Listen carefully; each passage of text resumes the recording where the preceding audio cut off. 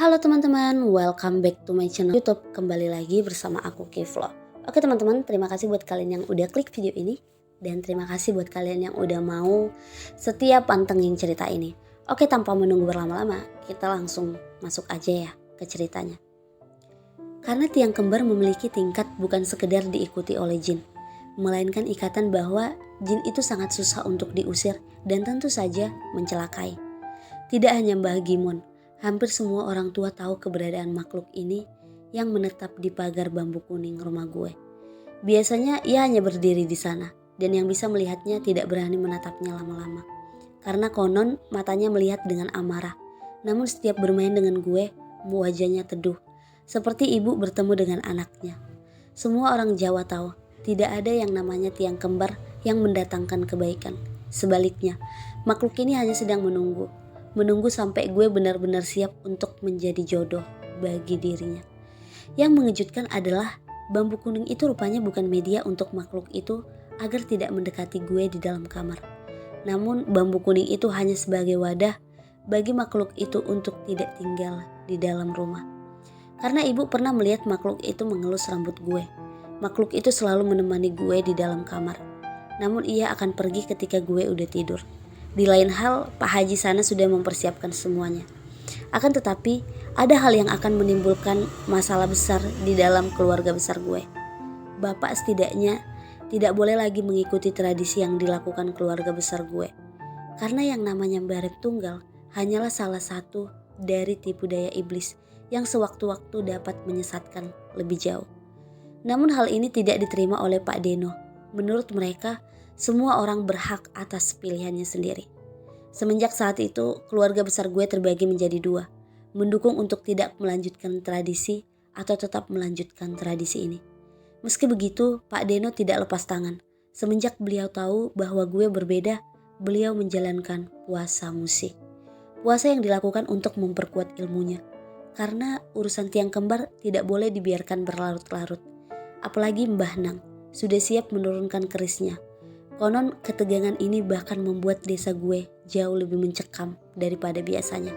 Di setiap sudut desa ditemui banyak sekali lelembut tamu yang kebanyakan berasal dari tempat yang jauh.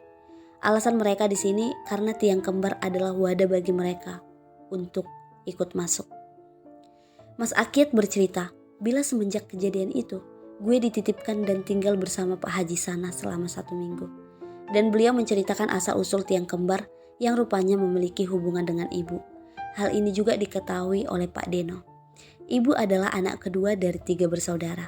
Rupanya, sejak kecil ibu anaknya memang sedikit endablek, susah diatur. Namun hal yang gak diketahui adalah ibu itu kesayangan Mbah Buyut. Mbah Buyut ini bisa dibilang berilmu tinggi dan memiliki perewangan yang banyak sekali untuk menjaga rumahnya.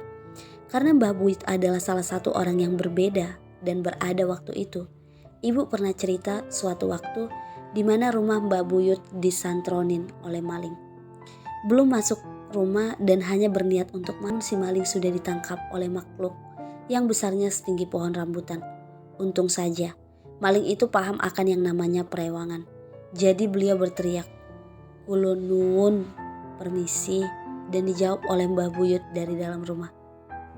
Ketika dijawab Mbah Buyut, maka otomatis perewangannya melepaskan maling itu dan kemudian pergi menjauh.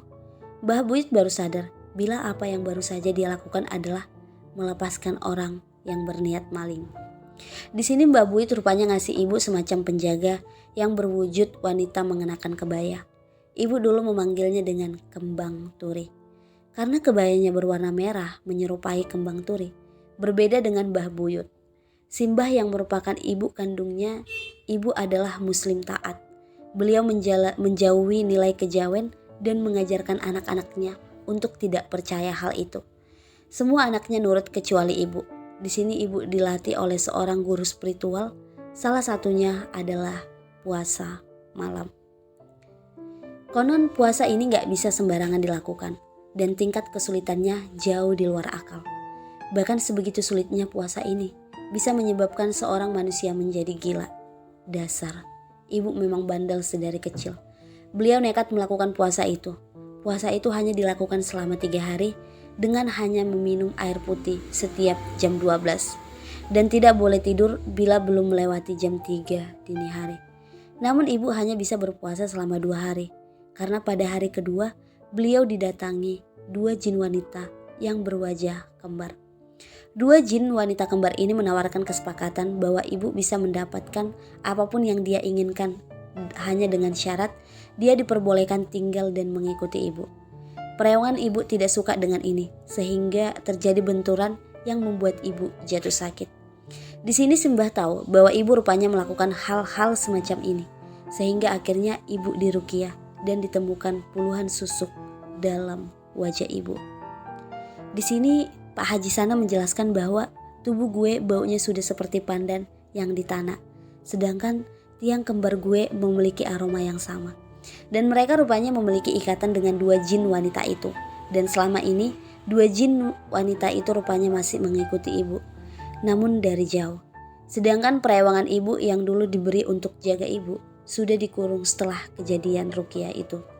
Hari itu juga bapak dan ibu gue setuju dan akan membawa gue pindah menjauh dari keluarga besar gue. Setiap malam sebelum tidur, ibu selalu membacakan gue sebuah perintah Pak Haji Sana. Selama sebulan penuh bergantian sama bapak dan setiap dibacakan, gue selalu sawan. Kadang meronta-ronta kepanasan, kadang kejang-kejang seperti orang anyan. Bahkan beberapa kali membuat ibu tidak tegang. Namun semua ini harus dilakukan untuk membuat tiang kembar gue yang berupa jin pengikut ini bisa menjauh. Sedangkan dari jauh, Pak Haji Sana juga membantu dari rumahnya.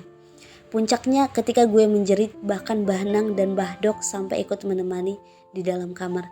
Karena katanya rumah gue sudah dipenuhi oleh lelembut. Oke teman-teman, terima kasih buat kalian yang udah mendengarkan. Mungkin sampai ini dulu, besok aku lanjut ya. Jangan lupa like, komen, dan subscribe.